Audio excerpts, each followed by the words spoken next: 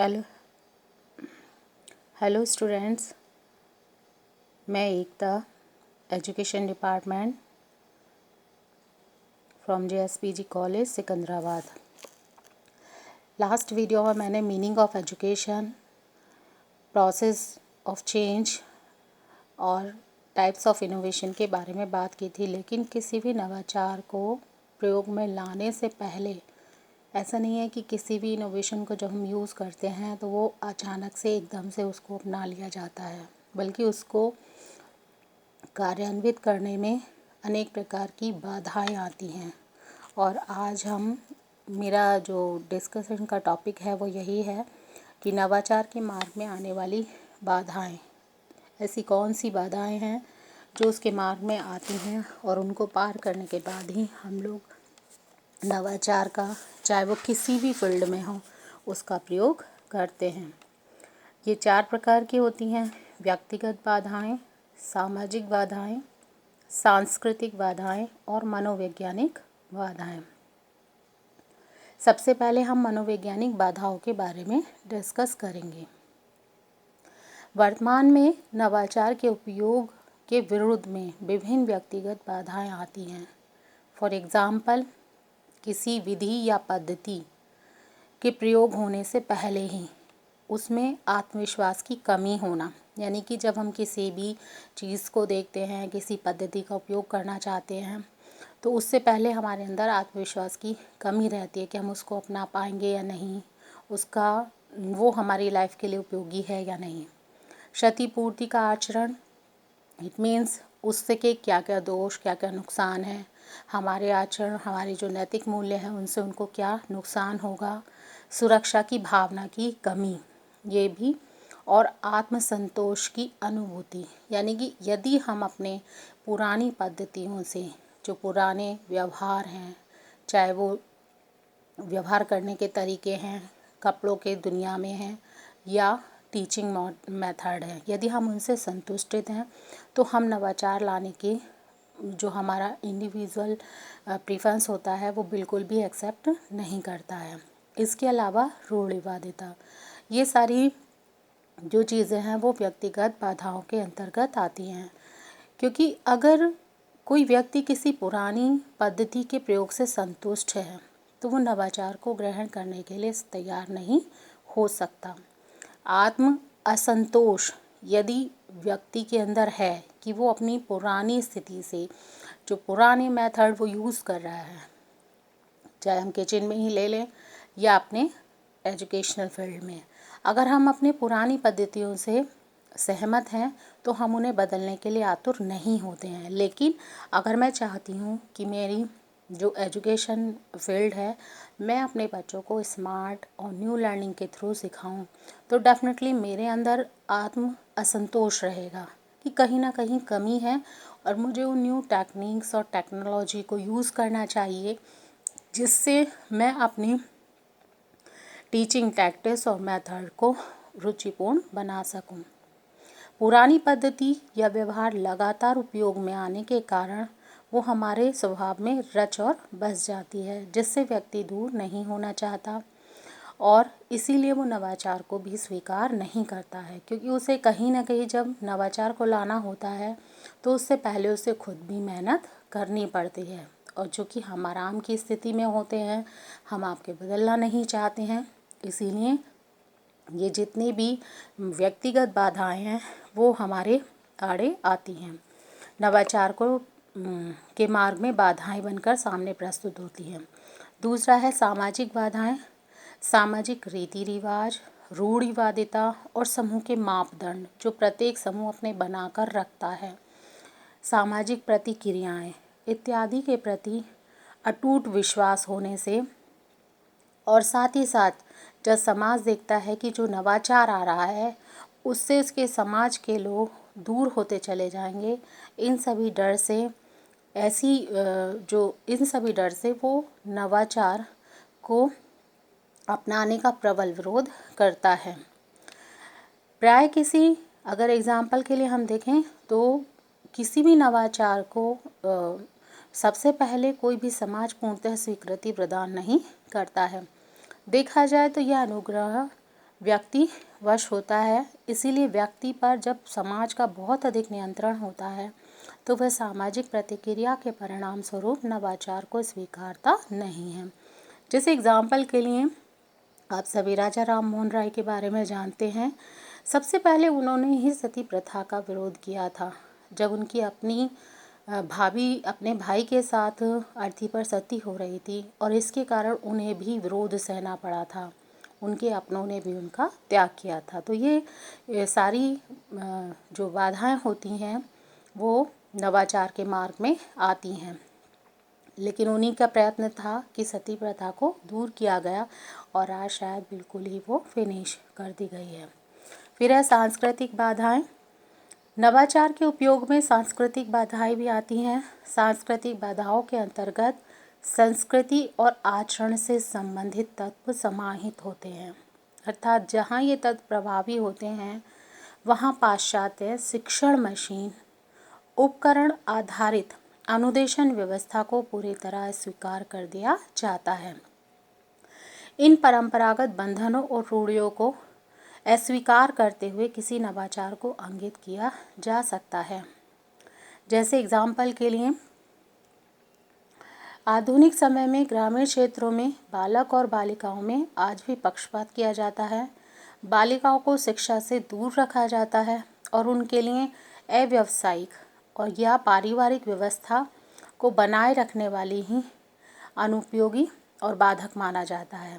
परिणाम स्वरूप जो ग्रामीण बालिकाएं होती हैं वो शिक्षाओं के लिए तत्पर नहीं होते, और यदि किसी कारणवश ग्रामीण जो बालिकाएं होती हैं उनको शिक्षा का प्रबंध भी करा दिया जाता है तो उनके लिए उसी तरह की शिक्षा का प्रबंध रखते हैं जिससे वो आगे चलकर अपने परिवार, अपनी फैमिली को संभाल सकें। देन मनोवैज्ञानिक बाधाएं।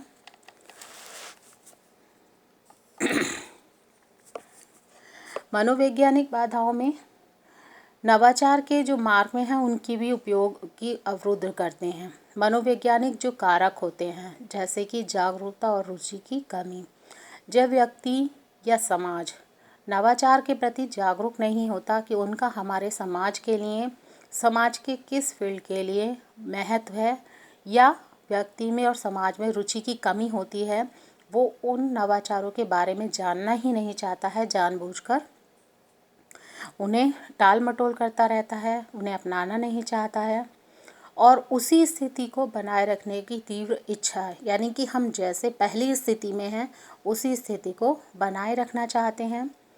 तर्कविहीन आलोचनात्मक प्रवृत्ति, इट मीन्स अगर हमारी कोई नवाचार, कोई दृष्टिकोण, कोई विचार हम अपने जीवन में यूज़ करते हैं तो हमारे अंदर जब तक तर्क की भावना नहीं होगी तब तक हम उस नवाचार को ढंग से एक्सेप्ट नहीं कर सकते। यदि उस नवाचार को अपनी लाइफ में प्रयोग करने से पहले उस पर आपस में तर्क वितर्क किया जाए, उस पर डिस्कशन किया जाए तो व्यक्ति शायद उन नवाचारों की उपयोगिता को समझ पाता है, लेकिन हम लोग तर्कविहीन प्रवृत्ति को रखते हैं। और इसके अलावा आराम प्रिय मनोवृत्ति, सभी व्यक्ति ज़्यादातर आराम प्रिय मनोवृत्ति के होते हैं। बहुत कम लोग ऐसे होते हैं जो अपने आप को लेबोरियस बना के रखते हैं। तो ये भी एक मनोवैज्ञानिक कारक होता है, क्योंकि हमें पता है कि यदि हमें नवाचार को, चाहे वो किसी भी फील्ड में हो, पॉलिटिकल, इकोनॉमिकल, एजुकेशनल, उसके लिए हमें मेहनत करनी पड़ेगी। पहले हमें उसे खुद सीखना पड़ेगा, फिर लोगों को जागरूक करना पड़ेगा, तभी उसके बाद उसे अपनाया जा सकता है। इसीलिए ये जितने भी कारक होते हैं उनका सीधा संबंध व्यक्ति की मनोस्थिति से होता है और जो व्यक्ति के व्यवहार को पूर्णतः परिभाषित करते हैं और प्रभावित भी करते हैं, और जिससे व्यक्ति नवाचारिक अनुप्रयोग से दूर रहता है। फिर है नवाचार के मार्ग में आने वाली बाधाओं का समान। हमने ऊपर के डिस्कशन में ये तो जान लिया कि कौन कौन सी ऐसी बाधाएं हैं जो नवाचार के मार्ग में आती हैं, लेकिन इन बाधाओं का समाधान भी किया जा सकता है। आज आधुनिक युग में हर एक क्षेत्र नवाचार की तरफ देख रहा है, चाहे वो हमारा एजुकेशनल हो, इकोनॉमिकल हो, इंडस्ट्रियल हो, पॉलिटिकल फील्ड हो, सभी में सोसाइटी में, परिवार में हर फील्ड नवाचार की तरफ देखता है। इसीलिए नवाचार आधुनिक युग की एक बहुत बड़ी आवश्यकता बन गया है। विभिन्न क्षेत्रों में आने वाली कठिनाइयों का निवारण केवल उसके अनुप्रयोग से ही किया जा सकता है। परंतु सबसे पहले जब तक हम नवाचार के मार्ग में आने वाली बाधाओं का निवारण नहीं करेंगे, तब तक उस नवाचार का अनुप्रयोग को सफल नहीं किया जा सकता। इसके लिए हम कुछ उपाय कर सकते हैं। जैसे यदि नवाचार के उपयोग के बाद होने वाले सभी लाभों का प्रभावी ढंग से व्याख्यान हो जाए तो सभी लोग उस नवाचार को सहज रूप से अपना लेते हैं। जैसे अगर हम बात करें आज के टाइम में ऑनलाइन क्लासेस की, इससे पहले ऑनलाइन क्लासेस थीं लेकिन उनकी इतनी इम्पोर्टेंस लोगों के बीच में नहीं थी। लेकिन लॉकडाउन होने की वजह से ऑनलाइन क्लासेस पेरेंट्स, बच्चे, टीचर सभी उसको यूज़ करना सीख गए, क्योंकि सभी को पता है कि इनका फ़ायदा है। अगर हम उनके थ्रू क्लासेस नहीं करेंगे तो हमारा जो स्टडी का फील्ड है, जो समय है, अमूल्य है, वो हमसे बिछड़ जाएगा और हम उसे दोबारा प्राप्त नहीं कर सकते।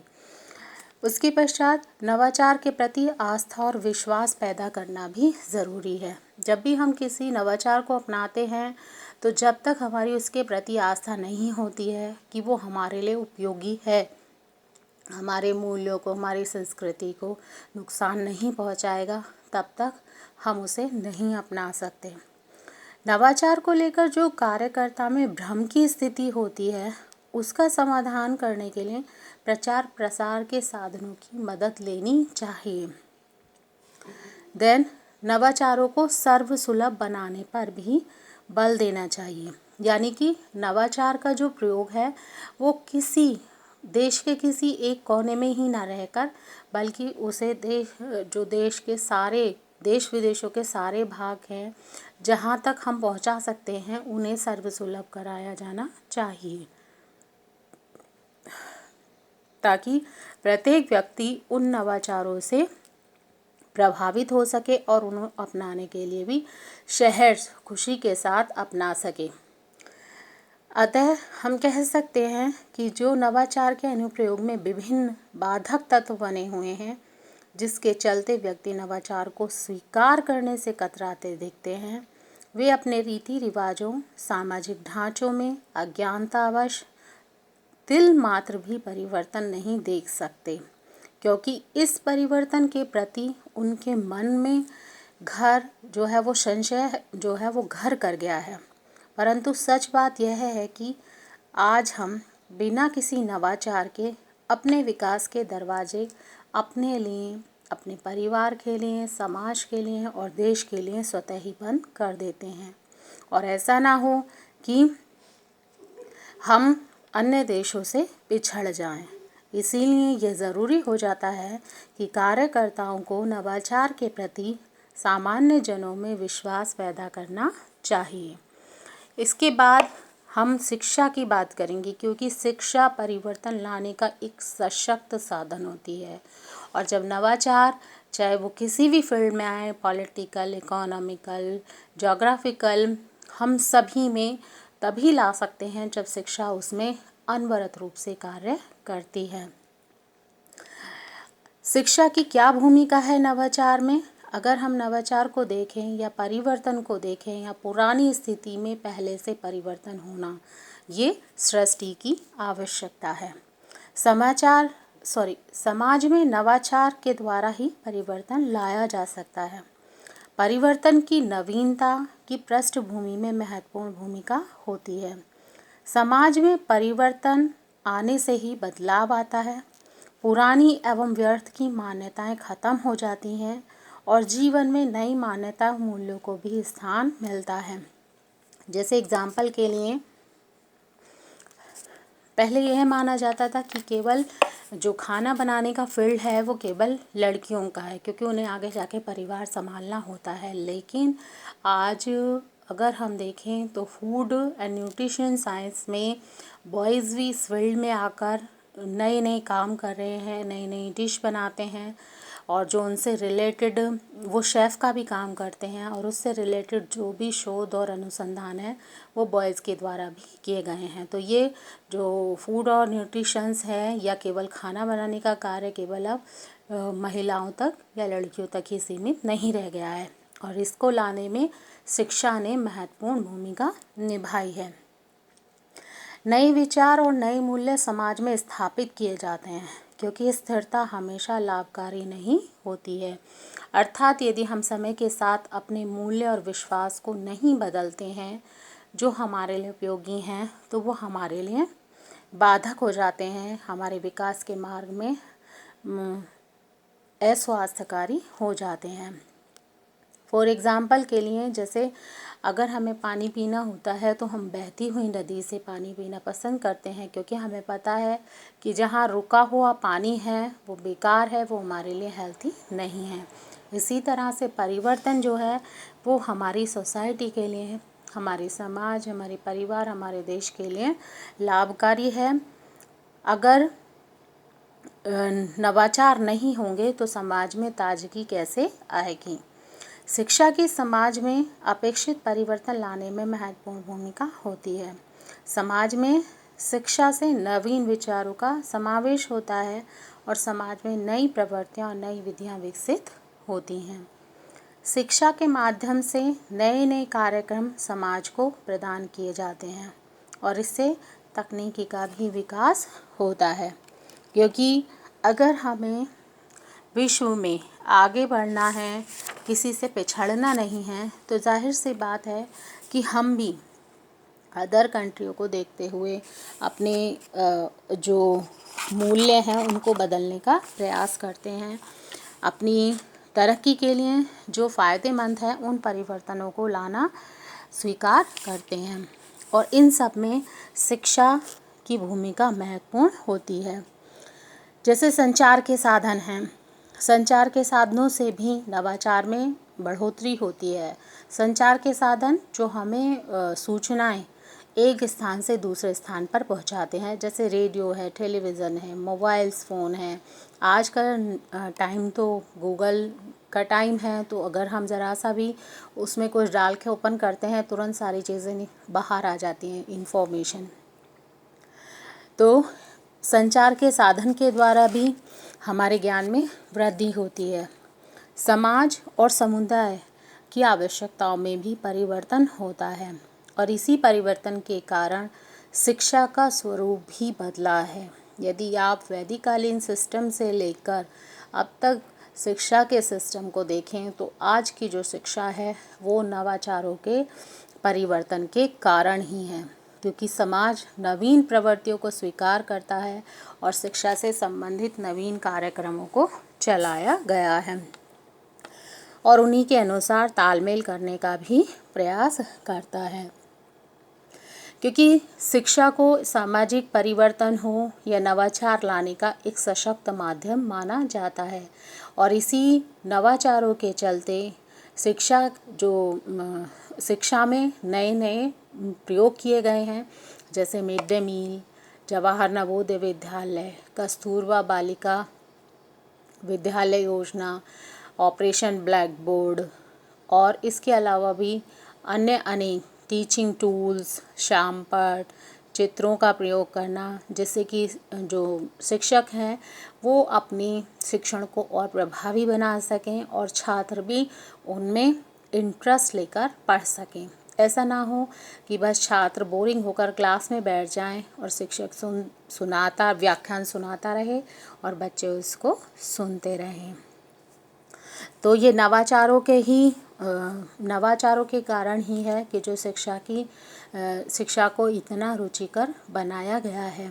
लेकिन नवाचार भी तभी आते हैं जब उसमें शिक्षा अपनी महत्वपूर्ण भूमिका निभाती है। शिक्षा ही बताती है कि कौन सा नवाचार हमारे लिए कितना फ़ायदेमंद है और उसकी आगामी आने वाले समय में हमारे लिए क्या उपयोगिता है। अब ये मेरी आज के लिए इतनी ही। इसके आगे जो हमारा नेक्स्ट टॉपिक रहेगा वो हमारा रहेगा modern trends in education. Okay. अगर आपको इससे रिलेटेड कोई भी प्रॉब्लम होती है तो आप मेरे नीचे कमेंट बॉक्स में जाकर क्वेश्चन भी कर सकते हैं और व्हाट्सएप ग्रुप पर भी अपने क्वेश्चंस भेज सकते हैं। Thank you.